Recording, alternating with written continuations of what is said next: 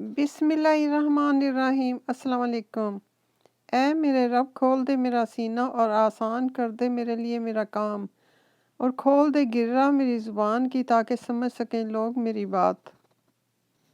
अल्लाह रब्बुल इज़्ज़त कुरान मजीद फुरकानुल हमीद में हज़रत मरियम अलैहिस्सलाम के बारे में अर्ज़ करता है कि जब वो लोगों से अलग होकर पूरब की तरफ वाले मकान में जा बैठी, फिर उसने उन लोगों के सामने पर्दा कर लिया, तो हमने अपने जिब्राईल अलैहिस्सलाम को उनके पास भेजा। वो अच्छे खासे आदमी की सूरत बनकर उनके सामने आ खड़े हुए। वो उनको देखकर घबरा गईं और कहने लगी कि अगर तू परहेजगार है तो मैं तुझसे खुदा की पनाह मांगती हूँ, मेरे पास से हट जाओ। जिब्राईल अलैहिस्सलाम ने कहा, मैं तो सिर्फ तुम्हारे परवरदिगार का पैगंबर हूँ, फरिश्ता हूँ, ताकि तुमको पाको पाकीज़ा लड़का अता करूँ। मरियम अलैहिस्सलाम ने कहा कि मुझे लड़का क्यों कर हो सकता है, हालांकि किसी मर्द आदमी ने मुझे छुआ तक नहीं, और ना मैं बदकार हूँ। जिब्राईल अलैहिस्सलाम ने कहा, ऐसा ही होगा, तुम्हारे परवरदिगार ने फरमाया है कि ये बात बे बाप के लड़का पैदा करना मुझ पर आसान है, ताकि इसको पैदा करके लोगों के वास्ते अपनी कुदरत की एक निशानी करार दूँ और ख़ास रहमत का ज़रिया बनाऊँ। और ये बात तयशुदा है। गर्स लड़के के साथ आप अलैहिस्सलाम खुद ब खुद हामला हो गईं।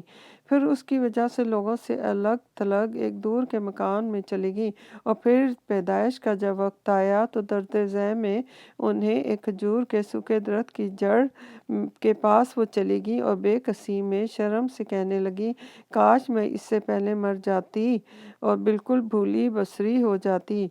तब जिब्राईल अलैहिस्सलाम ने मरियम अलैहिस्सलाम के बाएं तरफ से आवाज़ लगाई कि तुम कुढ़ो नहीं, देखो तो तुम्हारे परवरदिगार ने तुम्हारे करीब ही नीचे एक चश्मा जारी कर दिया है, और खुरमे की जड़ पकड़कर अपनी तरफ बुलाओ तो तुम पके पकाए ताज़ा खुरमे झड़ पड़ेंगे, और फिर शौक से खुरमे खाओ और चश्मे का पानी पियो और लड़के से अपनी आँख ठंडी करो। फिर अगर तुम किसी आदमी को देखो और वो तुमसे कुछ पूछे तो तुम इशारे से कह देना कि मैंने तो खुदा के वास्ते रोज़े की नज़र की थी, तो मैं आज हरगिज़ किसी से बात नहीं कर सकती। फिर हज़रत मरियम अलैहिस्सलाम इस लड़के को अपनी गोद में लिए हुए अपनी कौम के पास आईं। वो लोग देख कर कहने लगे, ए मरियम, तुमने तो यकीनन बहुत बुरा काम किया है।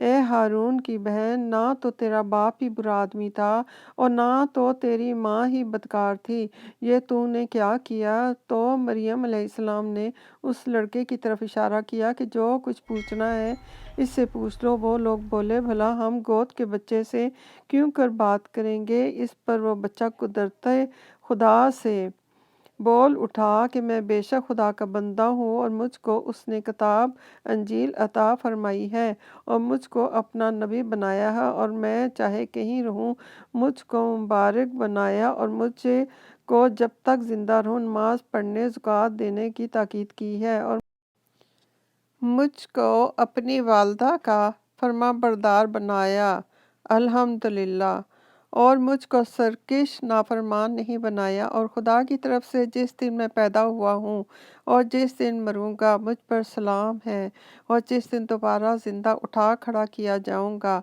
ये है मरियम अलैहिस्सलाम के बेटे हज़रत ईसा अलैहिस्सलाम का सच्चा सच्चा किस्सा, जिसमें ये लोग खामखा शक किया करते हैं। खुदा के लिए ये किसी तरह भी नामुमकिन नहीं है कि वो किसी को बेटा बनाए।